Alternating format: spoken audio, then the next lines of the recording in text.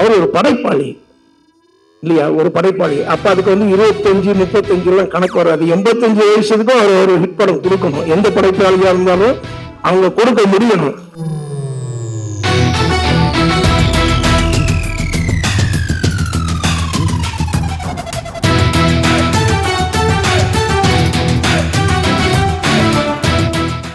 என்னுடைய முதல் படத்தை நான் பண்ணியிருந்தேன்னா, முதல் படத்தை பண்ணி 25 வருஷம் கழிச்சு இப்ப 2வது படம் பண்ணிட்டு இருக்கேன்னு வந்திருக்கும். நான் முதல் படம் பண்ணல, இவங்களுக்கு 2வது படம் பண்ணேன். அந்த படம் பூவெல்லாம் உன் வாசம், ஆஸ்கார் ரவிச்சந்திரன் அவர்களுடைய தயாரிப்புல அந்த படம். அந்த படத்தின் மூலமாக எனக்கு கிடைத்தது அன்றைய ஒரு புது முக இயக்குநராக இருந்தவர் மட்டுமல்ல, ஒரு நல்ல நண்பரும் கூட. ஸோ படங்கள் பண்ணோம் பண்ணலன்றது இல்லாம இத்தனை ஆண்டு கழித்து, அதாவது 25 வருஷம் அவருடைய கேரியர்ல முடிச்சுட்டு இப்ப தேசிங்க ராஜா 2க்கு நான் வந்து மறுபடியும் இசையமைக்கிறேன் அப்படிங்கிறத நான் ரொம்ப சந்தோஷப்படுறேன். மீண்டும் அதாவது பூவெல்லாம் உன்வாசம் பாடல்கள் எல்லாருக்கும் தெரிந்த ஒரு விஷயம். அதை எவ்வளவு தூரம் வந்து மக்கள் வந்து ரசித்து இருக்கிறார்கள், கொண்டாடி இருக்கிறார்கள் என்பது எனக்கு தெரியும். எனக்கு இந்த இடத்துல ஒரு சின்ன விஷயம் சொல்லணும். என்னன்னா, இந்த 25 ஏடின்றது, அதாவது ஒரு இயக்குனராக இருக்கட்டும், ஒரு இசையமைப்பாளராக இருக்கட்டும், யாரோ இருக்கட்டும், அவர் ஒரு படைப்பாளி இல்லையா, ஒரு படைப்பாளி. அப்ப அதுக்கு வந்து 25, 35 எல்லாம் கணக்கு வராது. 85 வயசுக்கும் அவர் ஒரு ஹிட் படம் கொடுக்கணும். எந்த படைப்பாளியா இருந்தாலும் அவங்க கொடுக்க முடியணும். So age is no bar for creation. So ஒரு என்ன சொல்றது, அந்த 25 தாண்டி வந்திருக்கக்கூடிய, அதாவது 25 இயர்ஸ், இட்ஸ் என்ன ஆல்மோஸ்ட் ஒரு குவார்டர் ஆஃப் ஒரு லைஃப் டைம். அதை வந்து திரைப்படங்களில் இருந்து தான் நேசித்து தான் வளர்ந்த திரைப்படங்களில் வந்து வெற்றி படங்களாக கொடுத்து, அதுவும் எனக்கு தெரிஞ்சு அவர் பண்ணது எதுவுமே பெரும் பட்ஜெட்ல எந்த படங்களும் பண்ணல. அவர் பண்ணது எல்லாமே வந்து he has helped so many good producers come with good films and he has given good films for the Tamil audience. தொடர்ந்து உங்களுடைய வெற்றி தொடர வேண்டும். இந்த படம் மாபெரும் வெற்றி அடைய வேண்டும். இதில் நடித்த அனைவருக்கும், I think Vimal, I am doing a second picture for Vimal and I wish all the technicians, எல்லாருக்கும் என்னுடைய பாராட்டுக்கள். இந்த படம் வெற்றி அடைய உங்களுடைய எல்லாருடைய வாழ்த்துக்களும் தேவை. Thank you very much. நான் யார்கிட்டையும் போய் சான்ஸ் எல்லாம் கேட்டதே இல்லை. இயற்கையுடைய என்னப்படி நான் வந்து ரொம்ப சின்ன வயசுல எங்கேயும் சான்ஸ் கேட்காம, யாரிடத்திலும் உதவியாளராக இல்லாமல் நேரடியாக சினிமாவுக்கு சின்ன பிள்ளைங்கள பேச இந்த படத்தில் அறிமுகமாகி மக்களிடையே இசையை செய்து கொண்டிருந்தேன். நான் ஒரு படத்துக்கு சான்ஸ் கேட்டு போனது துள்ளாத மனம் துள்ளும் படம் தான். இதெல்லாம் நீங்க சொல்லி ஆனந்தப்படுறதுக்கு விரும்புறேன். அதாவது இந்த படத்துக்கு நான் மியூசிக் டைரக்டர் கிடையாது. துள்ளாத மனம் துள்ளும் படத்துக்கு நான் மியூசிக் டைரக்டர் கிடையாது. யாரோ ஒரு புதுமுகம் பண்ணி வச்சிருந்தாங்க, அவங்க கதை டிஸ்கஷன்ல இருந்தாங்க. இவர் வந்து என்னை ஆளாக்கிய தெய்வங்கள் ராபர்ட் ராஜசேகரனுடைய அசிஸ்டன்ட்.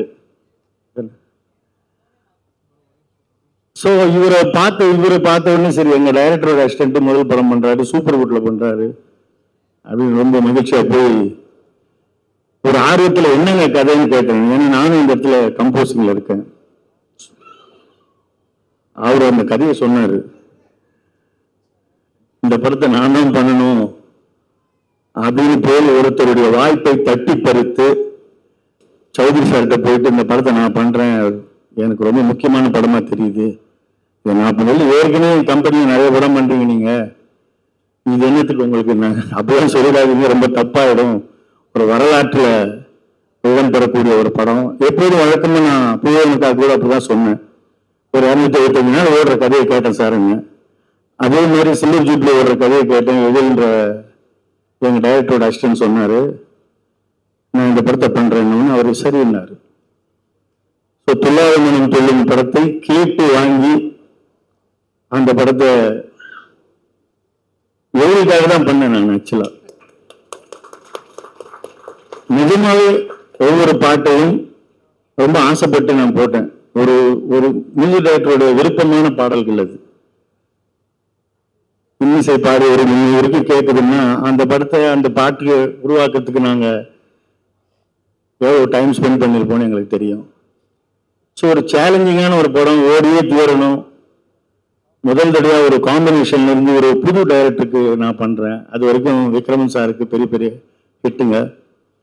ஸோ ஒரு நியூ டைரக்டருக்கு, அவர் பெரிய ஸ்டார் ஆகிட்ட விஜய் சாருக்கு அந்த படத்தை வெற்றி படமாக ஆக்கியே தீர வேண்டும் என்ற ஒரு கட்டாயத்தில் பண்ண படம். ரொம்ப நல்லா பண்ணார். எழில் ஒரு ஒரு மியூசிக்கல் படம் பண்ணுறது ரொம்ப கஷ்டம் உண்மையிலே. பாட்டாக வந்துகிட்டே இருக்கும். இன்னிசை பாடி வருன்ற ஒரு பாட்டு 4 வரை வரும். எப்படி மக்கள் அதை ரசித்தார்கள் என்று இன்னமும் தெரியவில்லை. ஏன்னா அது ஒரு மேஜிக். அதை கொஞ்சம் கரெக்டா பண்ணணும் அப்படின்றது ஒரு இயக்குனர் கையில் இருக்கு. அதை ரொம்ப அழகா பண்ணார். அந்த படத்துல இருந்த எமோஷன் ரொம்ப நல்லா இருந்துச்சு. உண்மையிலே ஒரு நல்ல திரைப்படத்தை ஒரு பெரிய வெற்றி படமாக்கிய எழிலுக்கு என்னுடைய வாழ்த்துக்கள் என்னைக்குமே இருக்கும். என் மனசுல நீங்காக இடம் பெற்ற ஒரு படத்துடைய டைரக்டர் அவருக்கு அதுக்கப்புறம் 2-3 படம் பண்ண நான். ஸோ அவருடைய வெற்றி பயணம் தொடர எனது வாழ்த்துக்கள். நன்றி, வணக்கம். நினைச்சா நீங்க சென்ட்ரல் டிக்கு வச்சு நீ கொஞ்சம் நடுக்கமா இருக்கு பாட்டு இருக்க வச்சு. வெளியே கண்டிருக்கின்ற சகோதரர் எழிலுக்கு தமிழ்நாடு திரைப்பட இயக்குனர் சங்கத்தின் சார்பில் எங்களுடைய மனமார்ந்த நன்றிகளை வாழ்த்துக்களை தெரிவிச்சு.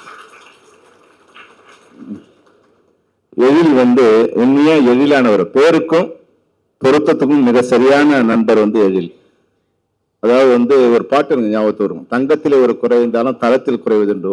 அது மாதிரி எழில் தங்கமான ஒரு சகோதரன். எந்த பக்கம் உரசினாலும் தங்கம் தான் தெரியும். ஒரு குறையே இல்லாத ஒரு சகோதரன்னா எழில் தான். துல்லாத மனம் துள்ளும் பண்ணிட்டு ரொம்ப நாள் கொஞ்சம் சின்ன கேப்ல எங்களோட இருந்தார். டைரக்டர்ஸ் யூனியன்ல ஒரு பொருளாளராக இருந்தார். ஒரு நாள் ஒரு சின்ன கதை சொன்னார். சார் இது எப்படி இருக்கு சார்னு. சரி, எல்லாமே ரிட்டையர் ஸ்டேஜில் இருக்கும். நான் சொல்றது 2010 இருக்கும்னு நினைக்கிறேன். 2010 இல்லை 11 ரிட்டையர் ஸ்டேஜ் மாதிரி ஆயிடுச்சு இல்லையா. யூனியன் வந்துட்டாவே ரிட்டையர் மாதிரி ஆயிடும். அதனால சரி சும்மா சொல்றாருன்னு நினைச்சேன். எக்ஸ்ட்ராடனரியா இருந்தது அந்த கதை. மனங்குத்தி பறவைன்னு நினைக்கிறேன். ரொம்ப அழகா இருந்தது. எழில் ரொம்ப நல்லா இருக்குன்னு. இல்லை சார் சின்னதா நீங்க ஒரு நாள் வாங்க இமான்கிட்ட கூட்டு போய் ஒரு சின்ன ஒரு சாங் போட்டு காமிச்சார். நான் சொன்னேன், Ezhil this is the best film, உடனே நீங்க ஸ்டார்ட் பண்ணுங்கன்னு. எப்படின்னா துல்லாத மனம் துள்ளும் படம்லாம் நான் தீபாவளியோ துல்லாத மனம் துள்ளும் இது மாதிரி படம் பிரம்மாண்டமான படங்களை பார்த்துட்டு இது சொல்லி 45வது நாள்ல அந்த படத்தோட ஃபர்ஸ்ட் காப்பி ரெடியா இருக்கு சார், நீங்க பாருங்கன்னு சொன்னார். நான் அந்த படம் பார்க்கல. ஆனா படம் ரிலீஸ் ஆகி நான் ஒரு வாரம் கழிச்சு தியேட்டருக்கு போறேன். மிகப்பெரிய வெற்றி அடைஞ்சிருக்கு. அப்ப நான் சொன்னேன், எழில் நீங்க கண்டினியூஸா இதே ஜேர்னல்ல நீங்க படத்தை ஸ்டார்ட் பண்ணுங்க அப்படின்னு.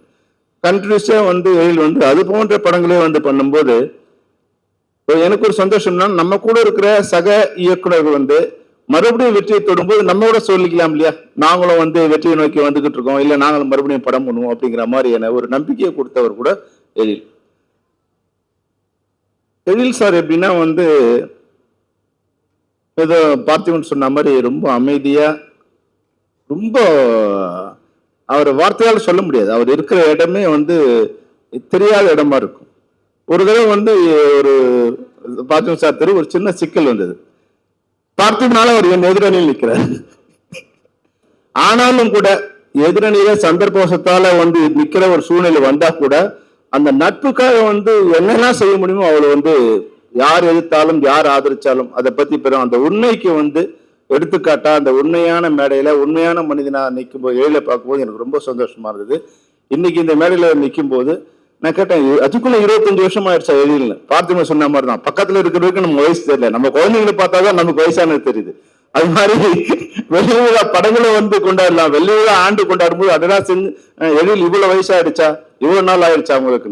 ஆனா அந்த படம் இப்ப எடுத்திருக்க படம் என்கிட்ட ஒரு சின்ன ஷோ காமிச்சார், சின்ன ஷோ ரீல் மாதிரி காமிச்சார். நிச்சயமா இந்த படம் எல்லா ட்ரெண்டையும் மீறி ஒரு படமா இருக்கும். அதுல ஏதாவது பாலிடிக்ஸ் இருக்கா, இல்ல காமெடி இருக்கா, இல்ல கதை இருக்கா, எதுவுமே சொல்ல முடியாத ஒரு ஜேனர்ல அந்த படம் வந்தது. நான் கேட்டேன் எழில் சார், எப்படி எழில் இதை எப்படி யோசிச்ச நீ?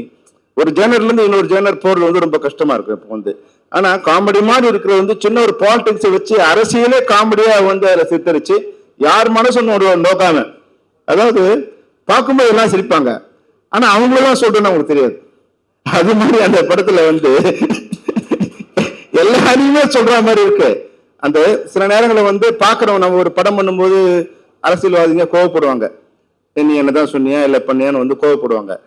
இந்த படம் எப்படின்னா எழிலோட புத்தகத்தை என்னன்னா, அந்த படம் பார்க்கும்போது யார சொல்றோமோ அவங்களும் சேர்ந்து சிரிப்பாங்க. ஜனங்களுக்கு தெரியும் இவங்கதான் சொல்றாங்க, ஆனா சிரிக்கிறவங்களுக்கு தெரியாது தங்களாதான் சொல்றாங்க. அது ஒரு வகையான விமர்சனம் போது இந்த படம் வந்து நிச்சயமா விமல் வாழ்க்கையில வந்து இந்த படம் இன்னொரு மைல் ஸ்டோனா இருக்கும். விமலுக்கு ஒரு மிகப்பெரிய லைஃபா இருக்கும். பார்த்து சொன்ன மாதிரி இது வந்து ஒரு இன்ஃபினிட், அவர் எழிலோட வெற்றி பயணம் வந்து முடிவில்லாதது. அந்த முடிவில்லாத வெற்றி பயணத்துல பங்கு கொள்கின்ற இன்ஃபினிட்டோட தயாரிப்பாளருக்கும் அதனுடைய சக நண்பர்களுக்கும் தோழர்களுக்கும் டெக்னீஷியன்ஸுக்கும் எல்லாருக்கும் என்னுடைய வாழ்த்துக்களை தனிப்பட்ட முறையிலும் தமிழ்நாடு திரைப்பட இயக்கும் சங்கத்தினுடைய தலைவர் என்ற முறையிலும் தென்னிந்திய திரைப்பட தொழிலாளர் சம்மேளனத்தின் சார்பிலும் என்னுடைய வாழ்த்துக்களை தெரிவித்துக் கொள்கிறேன். வாழ்க எழில், வாழ்க எழில், வாழ்க எழில். வரவேற்கக்கூடிய மிக பெரிய இந்த விழாவின் மூலம் எனக்கு கிடைத்துள்ளது. இத்தகைய நிகழ்ச்சியை ஒரு எண்ணத்தை மிக குறைந்த நேரத்திலே உருவாக்கம் செய்த இந்த தருணத்திலே ஜான்சன் அவர்களுக்கு மிக்க நன்றியை தெரிவித்துக் கொள்கிறேன். எந்த ஒரு செயலானாலும் பொருளானாலும் அதை மக்களிடம் கொண்டு போகக்கூடிய ஒரு திறன் ஊடகங்களுக்கு தான் உள்ளது. இந்த விழாவை சிறப்பித்து தர வந்திருக்க அனைத்து பிரஸ் மக்களுக்கும் நண்பர்களுக்கும் பெரிய ஜாம்பவான் அனைவருக்கும் நன்றி வருக வருக வரவேற்று நிகழ்ச்சிக்கு அணிவிடுகிறேன். நன்றி.